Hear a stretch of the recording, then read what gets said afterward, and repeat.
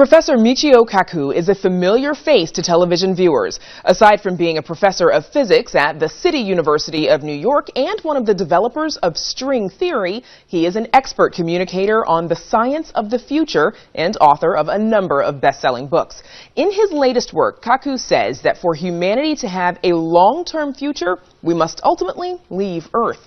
The book is called The Future of Humanity, Terraforming Mars, Interstellar Travel, Immortality, and Our Destiny Beyond Earth. And Professor Michio Kaku joins us now. Welcome to Chicago Tonight. Glad to be on.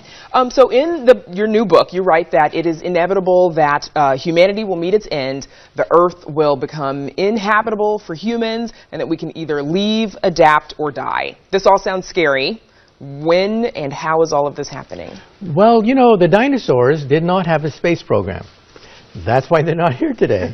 They didn't have Plan B. They didn't have an insurance policy. We do have Plan B. We have a space program capable of going to the moon, Mars, and perhaps even beyond.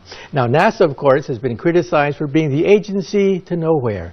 It doesn't go anywhere. That's all changed. Get this, starting next year, we go back to the moon. That's official now, December 2019, back to the moon, and then Mars, and who knows, beyond that. And that'll give us an insurance policy, just in case something bad happens. And I want to come back to NASA a little bit more as well. But you view that it is our destiny to explore and to colonize other planets. But some people push back and say, you know what, this Earth has a lot of problems. We need to deal with those right here and right now. Why is space exploration and ultimately colonization so important? Well, you know, I was talking to Carl Sagan about this, and he said, look, we got to settle Earth problems on Earth. These are political problems like global warming. Going to outer space is not going to solve global warming. However, he said, we should become at least a two-planet species because we have to have a settlement there in case something bad happens to the planet Earth. Meteorite impacts. We can also have supervolcanoes. We can also have ice ages take place. And 5 billion years from now, the sun will eat up the Earth. It's practically a law of physics that one day our days on the Earth will be over. And that's why we want to make sure that humanity survives all these disasters. So creating a settlement on Mars, what will that take? That sounds hard. Well, to go to the moon is a piece of cake these days. 3 days to the moon. You leave on Monday, come back on the weekends. Now, going to Mars is more difficult. Mars is 2 years away. 9 months to go to Mars. Then you have to do experiments and wait for the time to be right to come back. Another 9 months for the trip back. So we're talking about initially pretty hardy people. These are astronauts, they're trained scientists. They're people who know it's going to be a 2 years, very serious journey to Mars. So we're looking at video right now from SpaceX, Elon Musk's space exploration company. What will be and what has been the role of private enterprise from billionaire visionaries like Elon Musk and Richard Branson and Steve Bezos? They've changed everything. The price of space travel has gone down because of these billionaires. That moon rocket, the Falcon Heavy, millions of people tuned into that Falcon Heavy rocket. That was a moon rocket. And how much did it cost taxpayers? Nothing. It was free because it was paid for by Elon Musk. Now, space travel is so cheap that the movie The Martian, many people saw that movie with Matt Damon, that cost $100 million. However, to go to Mars, the Indians did it with $70 million. So they ought to give an Oscar for the best supporting space probe. Hollywood movies today cost more than sending a probe to Mars. So it sounds like then the private enterprise is kind of doing some of this research for humanity because they can afford to. That's right. And remember the used car industry? That revolutionized car ownership after the World War II.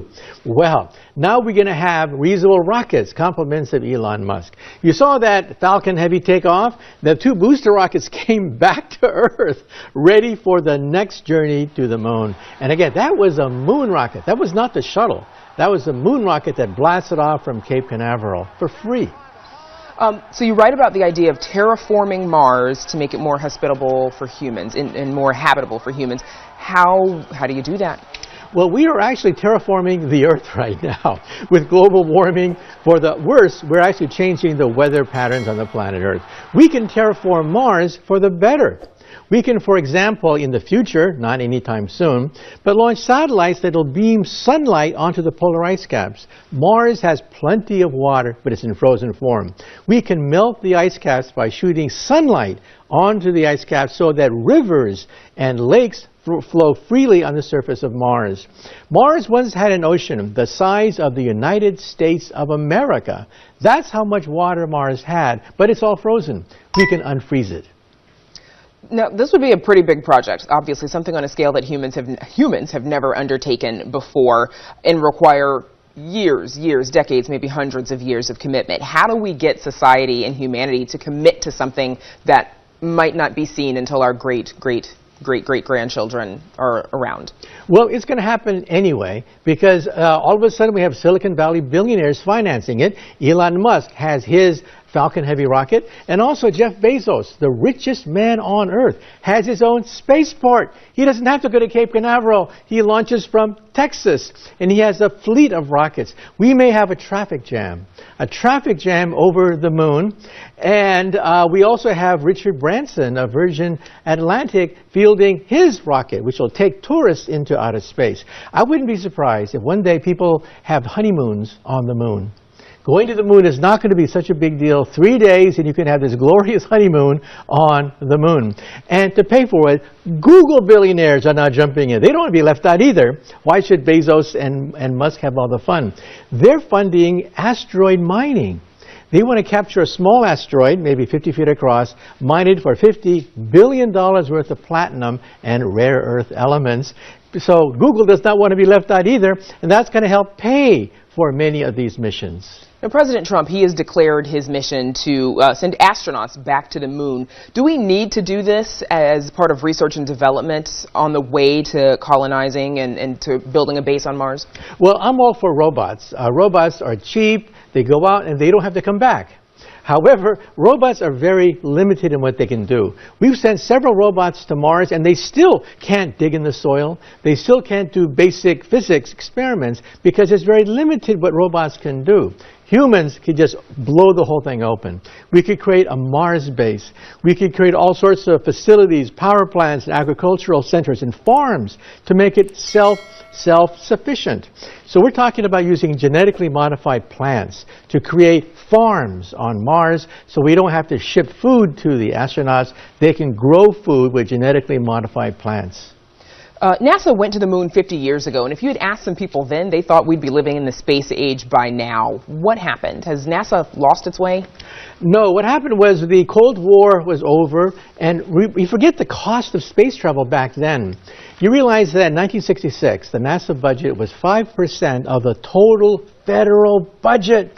That's unsustainable. 5% of every dollar went to the space program. Now it's 0.5%.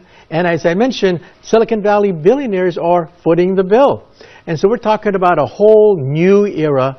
Economics have changed totally, and these rockets are reusable. Space travel could go down by a factor of 10.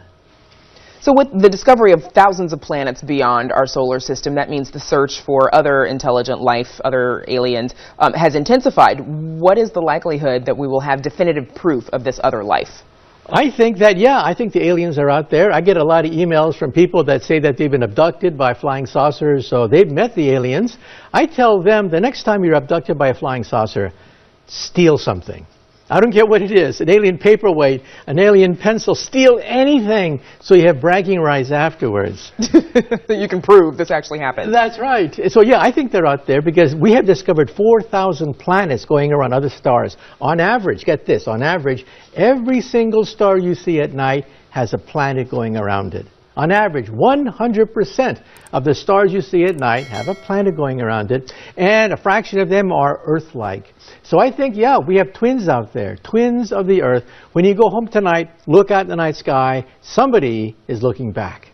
Should be a clear night as well. If we do detect signs of life beyond Earth, especially intelligent life, how will that change us? Oh, it'll change us completely. I'll stick my neck out. I think in this century we'll pick up a radio transmission, we'll eavesdrop on some communication between alien civilizations. Now, are they going to land on the White House lawn and announce their existence? Probably not. I don't think so. If you're in the forest, do you go to the squirrels and deer and try to talk to them? Well, at first, but eventually you get bored because they don't talk back. In the same way, I think aliens will land on the Earth and kind of get bored with us because we have nothing to offer them. If you see an anthill, do you go down to the ants and say, I bring you trinkets, I bring you bees, I give you nuclear energy, take me to your ant queen, or maybe you want to step on a few of them. So I think if they're that advanced, we're not on the radar screen. Not just yet. All right. And once again, thank you, Dr. Michio Kaku, for joining us. Once again, the book is The Future of Humanity, Terraforming Mars, Interstellar Travel, Immortality, and Our Destiny Beyond Earth. You can read an excerpt on our website.